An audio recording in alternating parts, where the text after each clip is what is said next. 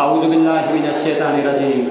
بسم اللہ الرحمن الرحیم۔ لبکشا لوگ ہے سرکار کو کیا بولنا ہے، لبکشا لوگ ہے سرکار کو کیا بولنا ہے، اب لہو بولے گا تلوار کو کیا بولنا ہے۔ بکنے والوں میں جہاں ایک سے ایک آگے ہو، بکنے والوں میں جہاں ایک سے ایک آگے ہو، ایسے میلے میں خریدار کو کیا بولنا ہے۔ صدر محفل، مہمانان گرامی، اساتذہ کرام اور میرے عزیز ساتھیوں، السلام علیکم۔ صدر علی وقار، تاریخ کے اوراق پلٹتا ہوں تو میں دیکھتا ہوں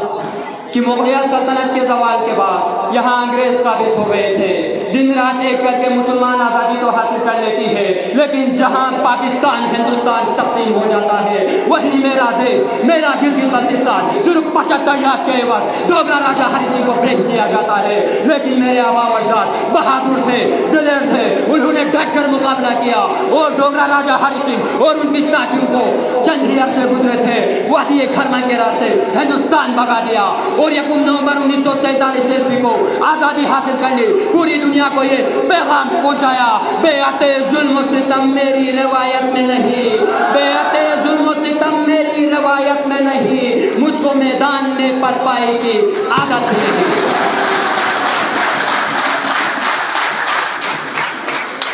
جناب صدر، آزادی حاصل کر کے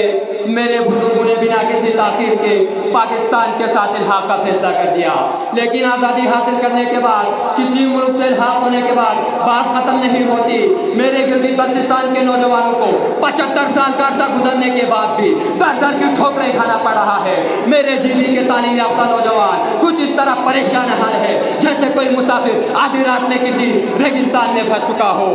جناب صدر، کچھ لٹیروں، جاگیرداروں، کرپٹ لوگوں کی وجہ سے مملکت خدا داد پاکستان کو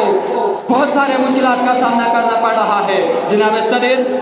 اگر ایسے حالات میں میرے گلگت بلتستان کے نوجوانوں کو موقع مل جائے تو پاکستان کی ترقی میں کلیدی کردار ادا کر سکتے ہیں، لیکن یہ اس وقت ممکن ہے جب ان کالی بیڑیوں سے چھٹکارا ملے، کیونکہ نہ ان میں سیرت محمدی ہے نہ اور نہ ہی اسلام کے دیے ہوئے اصولوں پر چلنے کا حوصلہ۔ جناب صدر، جن حالات میں میرے گلگت بلتستان کے باسیوں کا خون چوسا جا رہا ہے، ایسے حالات میں جس آزادی کو آج میں اور آپ منا رہے ہیں، اس آزادی کو میں اس نظر سے دیکھتا ہوں، خوددار میرے شہر کے ڈھاکوں سے مر گیا، خوددار میرے شہر کے ڈھاکوں سے مر گیا، راشن جو آ رہا تھا وہ افسر کے گھر گیا، چڑھتی رہی مزار پہ چادر تو بے شمار، چڑھتی رہی مزار پہ چادر تو بے شمار، باہر جو ایک فقیر تھا سردی سے مر گیا، باہر جو ایک فقیر تھا سردی سے مر گیا، اور روٹی تو امیر شہر کے کتوں نے چھین لی، روٹی تو امیر شہر کے کتوں نے چھین لی، ڈھاکہ غریب شہر کے بچوں میں بڑھ گیا۔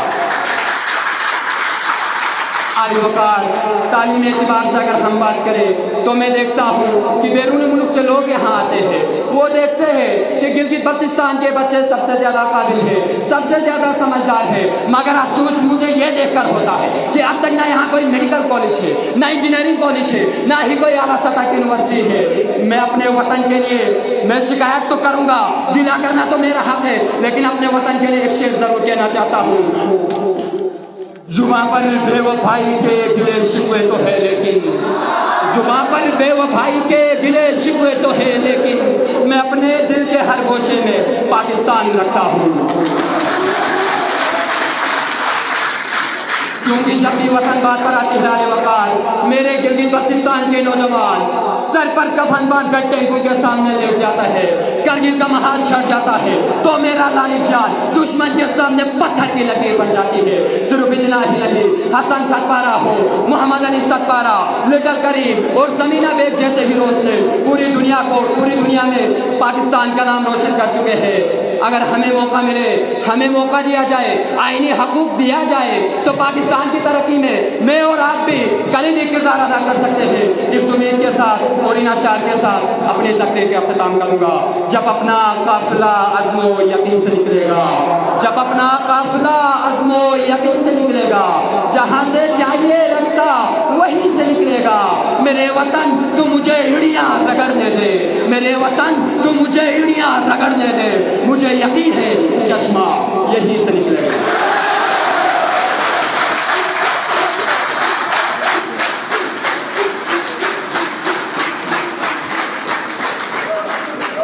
خدا کرے کہ میری عرض پاک پر اترے،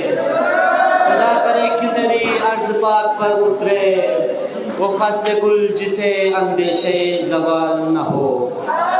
یہاں جو پھول کھلے وہ کھلا رہے صدیوں، یہاں جو پھول کھلے وہ کھلا رہے صدیوں، یہاں خزاں کو گزرنے کی بھی مجال نہ ہو۔ اس کے بعد میں دعا دوں گا اکبر علی